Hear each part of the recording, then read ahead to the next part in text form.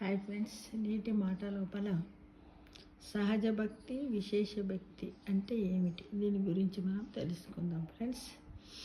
భక్తి లేని జీవితము శ్వాస లేని దేహం వంటిది. ఏంటిది? భక్తి లేని జీవితము శ్వాస లేని దేహం వంటిది. భక్తిలో రెండు విధానాలు ఉన్నాయి. ఏంటి? ఒకటి సామాన్య భక్తి లేదా సహజ భక్తి, రెండోది విశేష భక్తి. పూజలు, వ్రతములు, క్షేత్ర దర్శనము, తీర్థస్థానములు మొదలైన వాటిని శ్రద్ధగా చేయడం, ఇది సహజ భక్తి లేక సామాన్య భక్తి అంటారు.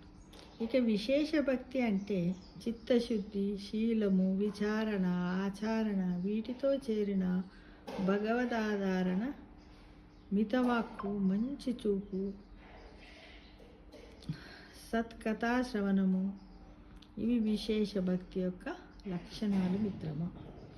మరి ఈ రోజుల్లో మనము ఏ తరగతిలో ఉన్నామో ఒకసారి తెలుసుకోవాలి.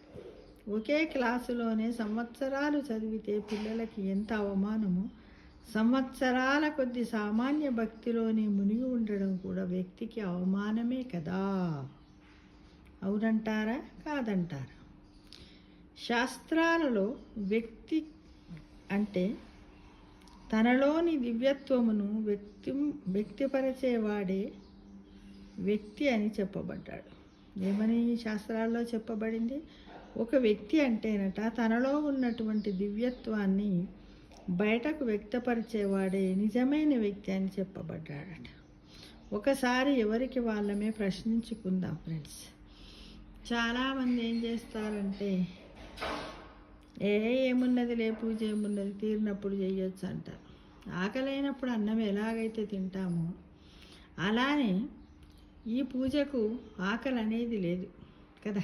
ఎందుకంటే పూజ చేసిన తర్వాతనే ఆకలి అయితే బాగుంటుండే అనేది నా ఒపీనియన్ ఫ్రెండ్స్. అప్పుడు ఏం చేసేవాళ్ళం, మరి నాకు అస్సలు ఆకలి అయితే లేదు, చేత కాకుండా అయ్యింది, నేను పూజ చేయాలి, చేస్తేనే నాకు అన్నం అనే మహాప్రసాదం దొరుకుతుంది అనేది ఒకటి భగవంతుడు దివ్య దృష్టితో అది మన మానవులకు సృష్టితోటే కల్పిస్తే బాగుండేనేమో అని నేను అనుకుంటున్నాను మిత్రం. ఎందుకంటే అన్ని దినచర్యలలో రోజు ఉన్నటువంటి వాటిలలో దీన్ని కూడా ఒక రకంగా మనము తీసుకున్నట్టయితే, అలవాటు చేసుకుంటే, దైవారాధన అంటే రోజు పొద్దున్నే లేచి దీపం ముట్టియాలి అని కాకుండా, అవును వెంటనే స్నానం చేసి ఒక అగరబత్తో ఇంట్లో ఉన్న ఎవరో ఒకరు ఎవరికి తీరితే వాళ్ళు నువ్వే చెయ్యాలి అని కాదు.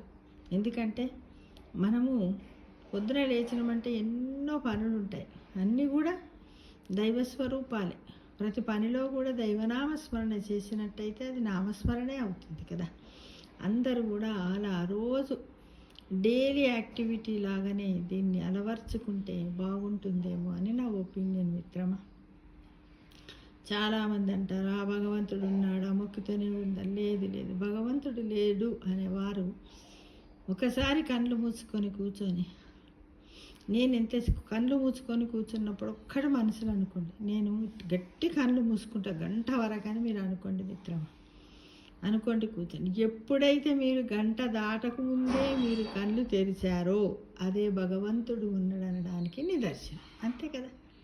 అంటే నువ్వు అనుకొని కూర్చున్నావు, ఒక సంకల్పాన్ని పెట్టుకున్నావు, ఏమైనా నేను గంట దాకా కళ్ళు తెరువు అన్నావు, కానీ ఒక హాఫ్ అన్ అవర్ తర్వాత, నువ్వు 10 minutes తర్వాత నువ్వు కళ్ళు తెరిచావు అనుకో, అంటే ఏమన్నట్టు నీ చిత్తము నీ మనసు ఎక్కడో ఉందని భగవంతుడు నువ్వు కూర్చున్నా వేస్ట్ నాయన లేలే అని లేపినట్టు అని అర్థం, నా ఒపీనియన్ ప్రకారం. ఎందుకంటే ఎన్నో చదువుతున్నాము, ఎన్నో చేస్తున్నాము కాబట్టి భగవంతుడు సర్వాంతర్యామి కాబట్టి ప్రతిరోజు కూడా భగవంతుణ్ణి కొలుస్తూ మనము సహజ భక్తిలో ఉన్నామా, విశేష భక్తిలో ఉన్నామా, మనమే దాన్ని ఎవాల్యుయేషన్ చేసుకుంటూ, ఆడిట్ చేసుకుంటూ, వారంలో 2 రోజులైన భగవంతుని గురించి ఆలోచిస్తూ ఉండాలని నేను ప్రతి ఒక్కరిని వీడియో ద్వారా ఆశిస్తున్నాను మిత్రమా.